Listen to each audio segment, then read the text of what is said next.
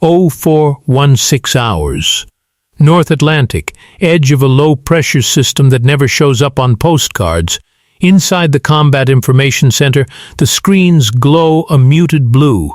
Range rings tighten. Course vectors redraw themselves without commentary.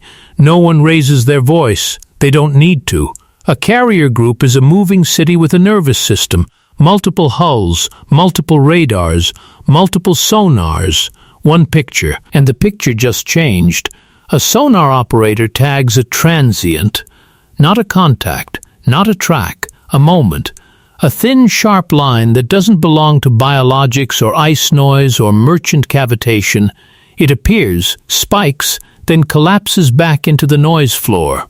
He doesn't call it a torpedo. Not yet. He calls it what it is. Anomalous acoustic event. Bearing 180, duration 8 seconds, classification pending. The watch supervisor leans closer. He's seen this before, in training ranges and in real water, the kind of signature that forces posture without giving you proof. The ocean here is layered like glass, cold surface, warmer mid-layer, a deeper band where sound bends and wraps around itself. Under these conditions, the sea can make a false thing look real and a real thing look impossible. That's why everyone stays calm. On the bridge, the officer of the deck shifts his weight and looks at the repeater mounted beneath the windows. Not at the horizon. The numbers tell the story faster than eyes ever could. Course steady, speed steady, formation spacing held, that matters. Below decks, doors cycle open and shut. Watchstanders move with purpose, not rushed, not slow, just practiced. Headsets settle into place. Fingers hover over controls without touching them unless required. Condition posture changes without ceremony.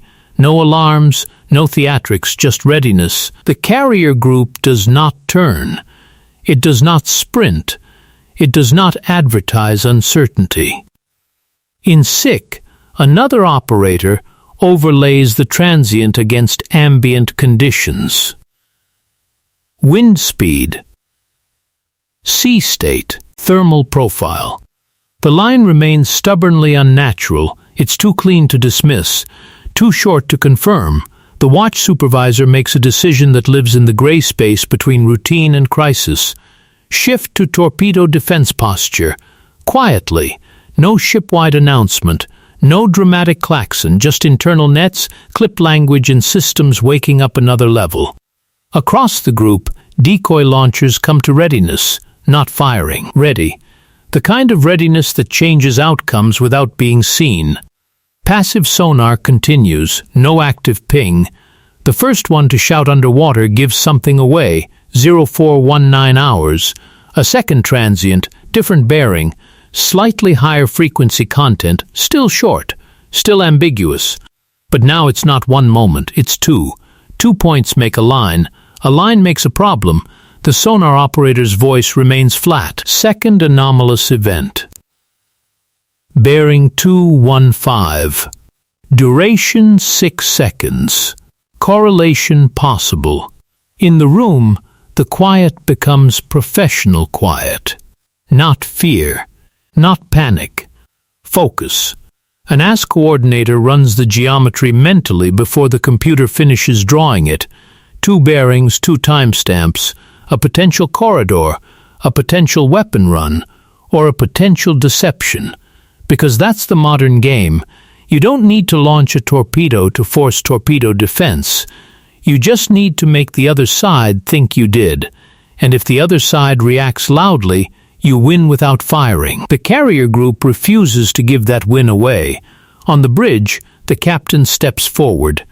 He doesn't touch the console. He doesn't speak right away. He watches the same numbers everyone else is watching, letting the situation finish explaining itself.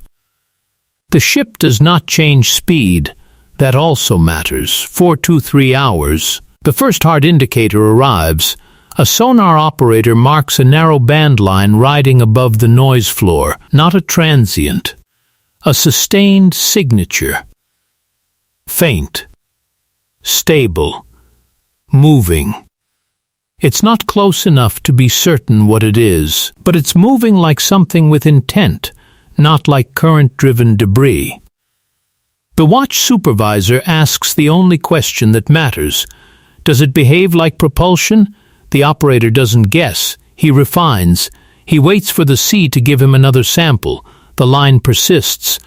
Possible propulsion, he says finally. Speed estimate high. Track quality low. High speed in water has a limited list of explanations. Most of them are bad. Across the group, escorts adjust internally, not visible course changes. Tiny formation shifts that keep the carrier protected while denying an attacker a clean approach lane. Inches are language, yards are decisions. The captain's instruction is calm.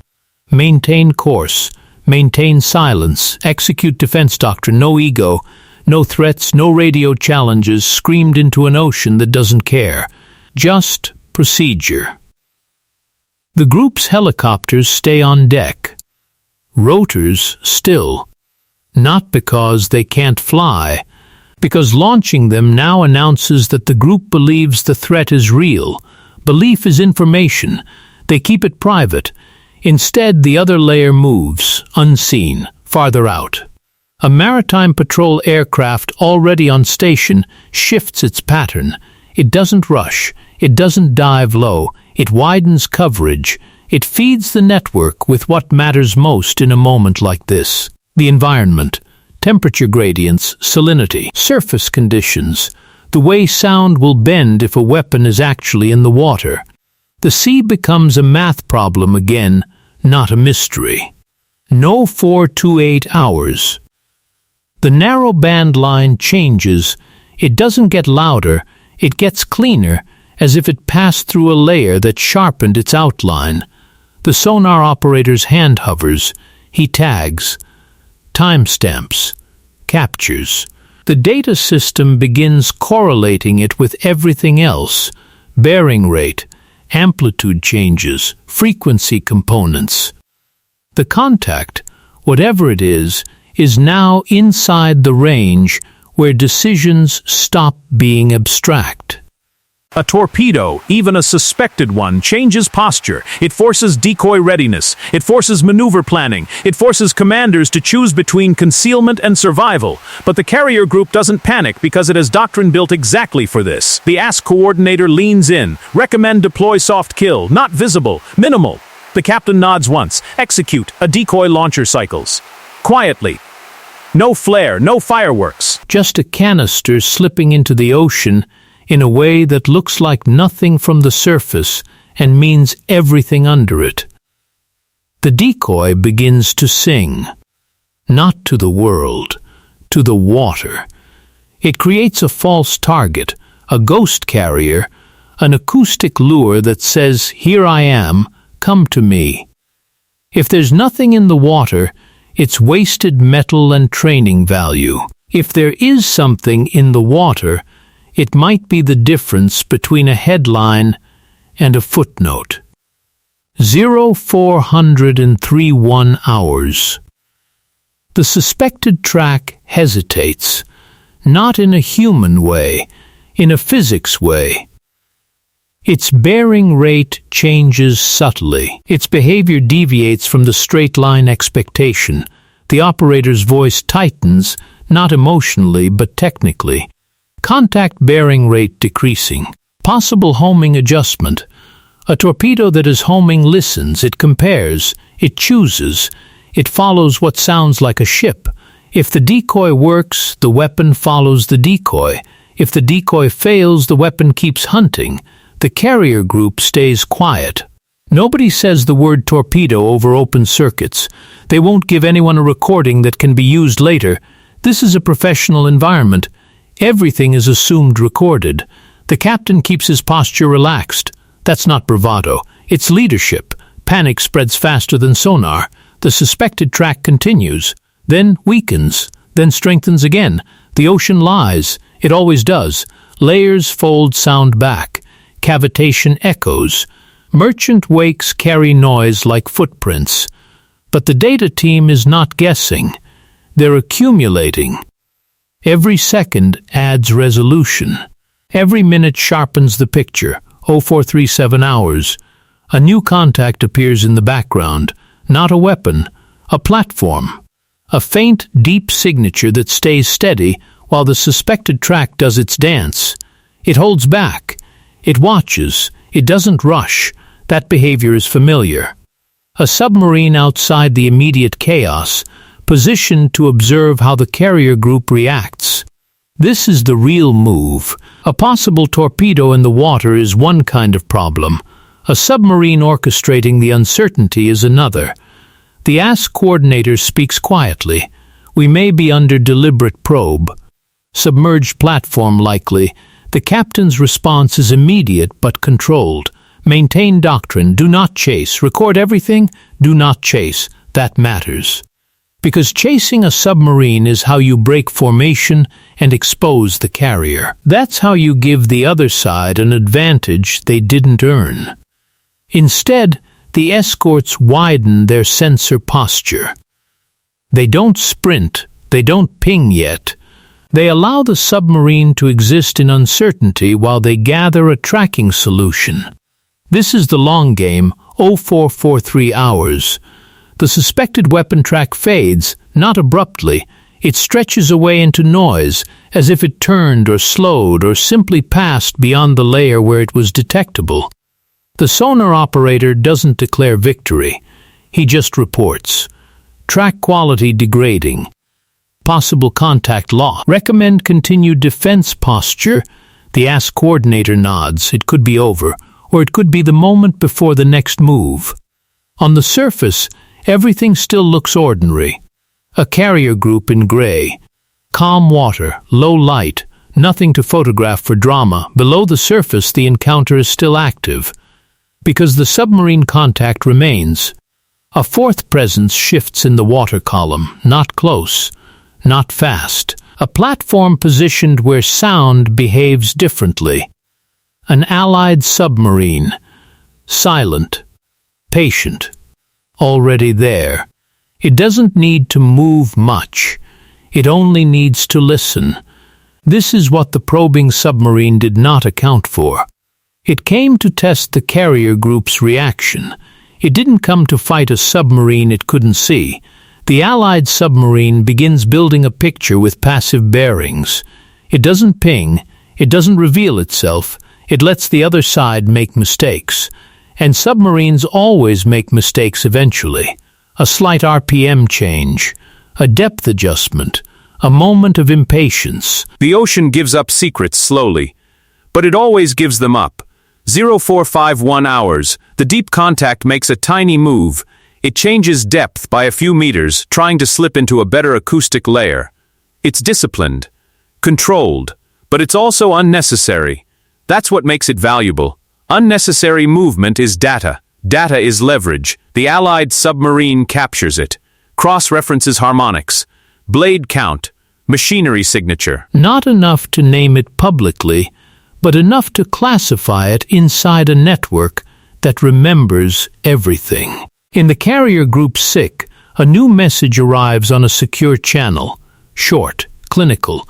Submerged contact classification confidence increasing, tracking solution improving, maintain current posture, no cheers, no relief, just a confirmation that the game is shifting. The probing submarine does not know it is being tracked more cleanly than it can track back. It feels nothing. It hears only silence. It sees no pings, no dramatic maneuvers, no panic. That silence is pressure.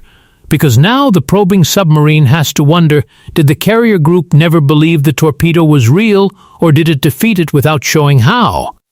Uncertainty is poison underwater. 0459 hours. The probing submarine reacts to that poison. Its formation logic, if it has any supporting asset, doesn't matter. Its doctrine begins to shift from testing to caution.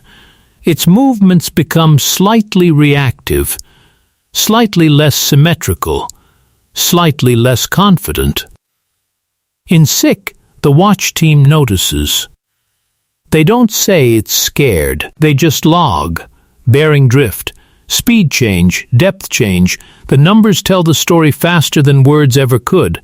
The carrier group remains steady, course steady, speed unchanged. Because the objective was never to destroy anything, it was to maintain presence and deny influence, and to collect. A torpedo-in-the-water event, even unconfirmed, produces valuable information: how the submarine times its probe, how it positions itself, what layers it prefers, what bearing it holds to observe reaction. All of that becomes training data, detection models, future doctrine improvements. This is silent superiority. 0507 hours, the probing submarine begins to withdraw, not fleeing, not panicking, repositioning with professional care, widening distance, using the ocean's structure to fade. But fading doesn't erase what it already gave away. The carrier group does not pursue. That is a choice, not a limitation. Pursuit risks escalation. Pursuit risks exposure. Pursuit is also unnecessary because the data has been captured. On the bridge, the captain receives the update in clipped language. Suspected weapon track lost. Submerged contact widening. No further anomalies. He nods once. Maintain course. Continue logging. Nothing more. Because this isn't a victory speech moment. This is a control moment. 0516 hours. The sea settles first. On the surface, nothing changed. The carrier group keeps moving along its planned route. The same wake, the same spacing, the same calm professionalism. Below the surface, the board resets. The probing submarine is now outside effective influence range. It can still exist. It can still watch from far away. But it can't shape the encounter anymore. Inside SIC, the status board updates in calm, methodical steps. Anomalous events reclassified. Possible torpedo launch unconfirmed. Defensive doctrine executed. No impact. No damage. Submerged platform tracked and departing. Every action is time-stamped. Every decision becomes evidence, not just for lawyers, but for future crews who will face similar moments in darker water. The after-action work begins immediately. Acoustic snippets preserved, environmental profiles stored, decoy performance logged, escort formation adjustments analyzed. This is the part people never see, not the near miss, not the tension, but the machine that learns. 0531 hours. Far from the ocean, someone will eventually ask the question in a briefing room voice. Did a Russian submarine launch a torpedo? The honest answer will be the only one professionals ever give. We detected anomalous acoustic events consistent with possible weapon activity. We executed defensive doctrine. No impact occurred.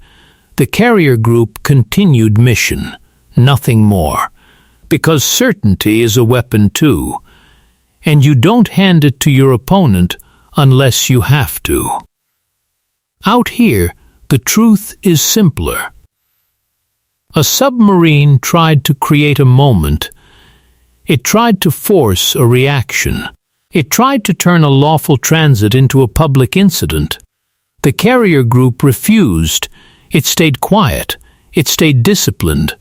It used physics and doctrine and patience to erase the drama without feeding it. And when the probing submarine finally withdrew, it carried away something it didn't intend to give. Proof that it was there.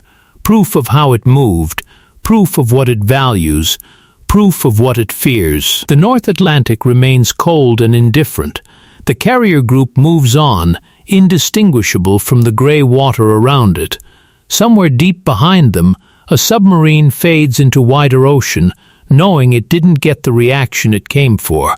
No shots fired, no headlines in the moment, no merciless strike, just a silent counter that was merciless in the only way that matters underwater.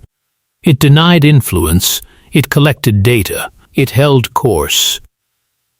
And it made the ocean, once again, belong to discipline more than bravado.